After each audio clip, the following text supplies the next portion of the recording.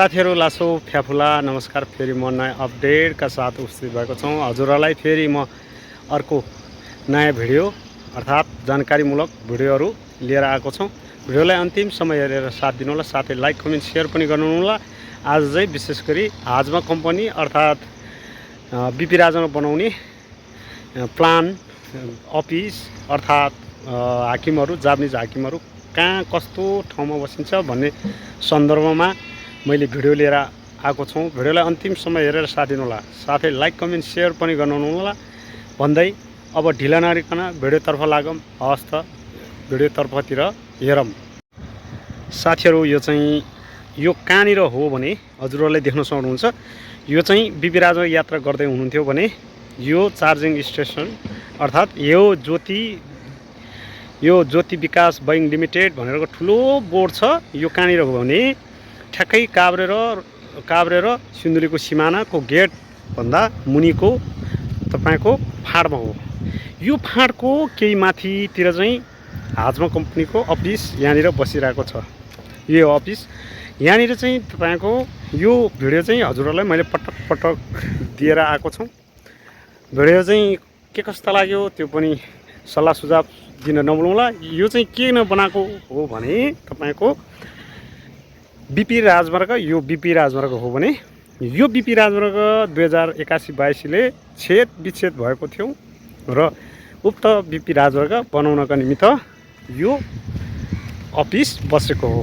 यो चाहिँ विशेष गरी जापानिज कम्पनी अर्थात् हाजमा कम्पनीको जापानिजहरू बस्छ भने यसरी मजबुत तरिकाले बसेको छ।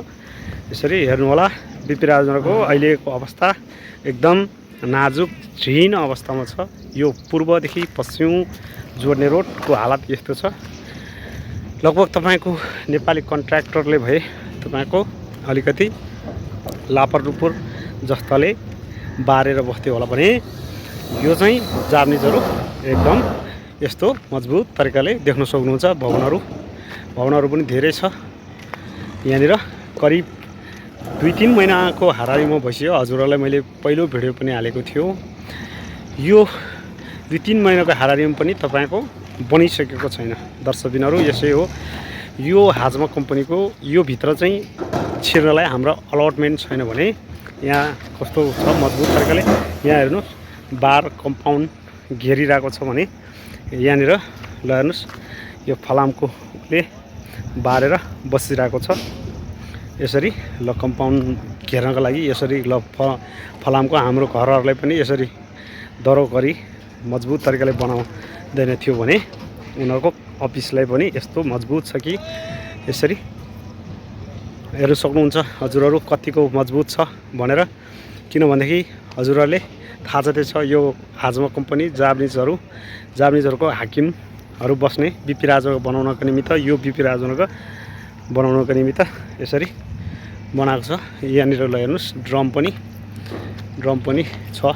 लगभग 1000-2000 लिटरको होला यसरी राखेको छ। साथीहरू योभन्दा पल्लो चाहिँ बेजिङ प्लान छ भने ठ्याक्कै तपाईको यहाँ यो भित्र छिर्नका निमित्त चाहिँ यो अगाडि गेट बनाउँछ होला। यसरी हेर्नु होला यो चाहिँ प्रवेशद्वार हो। यो गेट यहाँनिर बस्छ। यसरी हेर्न सक्नुहुन्छ। यहाँ हेर्नु कति मजबुत छ। धेरै भवनहरू छ। यहाँनिर 1 2 3 4वटा भवन छ भने उतापट्टि 5 6 7 8 10वटै 11वटै छ।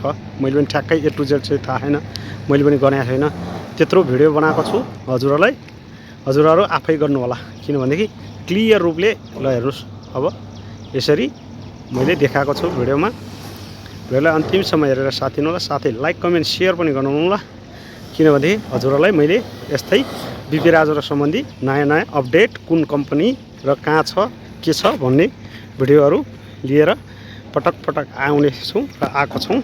त्यो भएको हुनाले हजुरहरू मेरो यो मेहनतलाई अलिकति तपाईहरु माया गरिदिनु होला।